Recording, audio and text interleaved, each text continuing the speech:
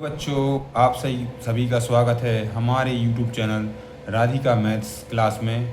मैं राकेश यादव आज आपके लिए लेकर आया हूं अध्याय 7 परीक्षा की दृष्टि से महत्वपूर्ण सवाल। तो पहला सवाल है बिंदुओं P 4, 6 और Q 6, 8 के बीच की दूरी ज्ञात कीजिए। आपको दो बिंदु दिए गए हैं, इन दोनों बिंदुओं के बीच की दूरी आपको ज्ञात करनी है। अगला सवाल है बिंदुओं 0, 0 और 36, 15 के बीच की दूरी ज्ञात कीजिए। ये दोनों प्रश्न एक ही प्रकार के हैं।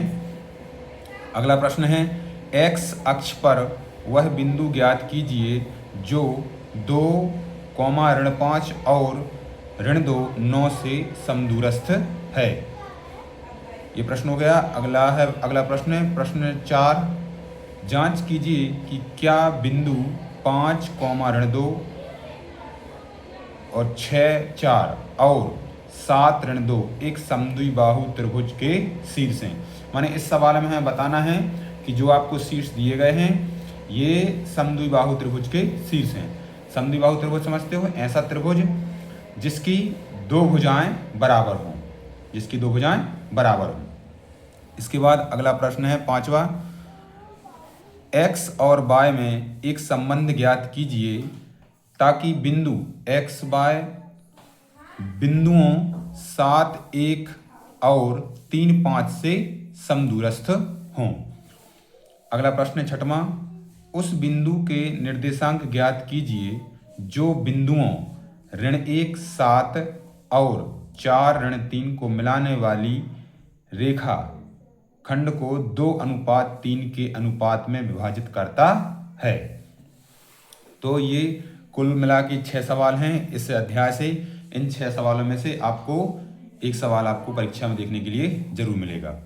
अब इसके बाद देखिए कुछ महत्वपूर्ण सूत्र और महत्वपूर्ण सूत्र हैं जो आपकी परीक्षा में आ सकते हैं, विकल्प में आ सकते हैं, खाली स्थान में आ सकते हैं। तो देखिए पहले नंबर है मूल बिंदु के निर्देशांक 0, 0 होते हैं। आपको खाली स्थान में आ सकता है कि मूल बिंदु के निर्देशांक खाली स्थान होते हैं, तो आपको क्या लिखना है? 0, 0। x अक्ष क्षैतिज रेखा व y अक्ष ऊर्ध्वाधर रेखा। ये भी आ सकता है कि जो x अक्ष होता है वो किस प्रकार से होता है, तो वो क्षैतिज रेखा में होता है, और जो y अक्ष होता है उसको ऊर्ध्वाधर, यानी कि जो ऊर्ध्वाधर खड़ी रेखा होती है वो वहाँ पर y अक्ष होता है, और जो क्षैतिज होती है वहाँ पर आपका x अक्ष होता है। ठीक है।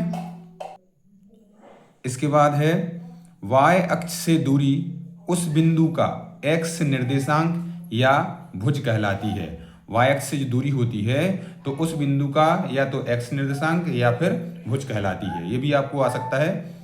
और अगला है x अक्ष से दूरी, इसमें था y अक्ष से दूरी, इसमें क्या है? x अक्ष से दूरी उस बिंदु का y निर्देशांक या कोटि कहलाती है।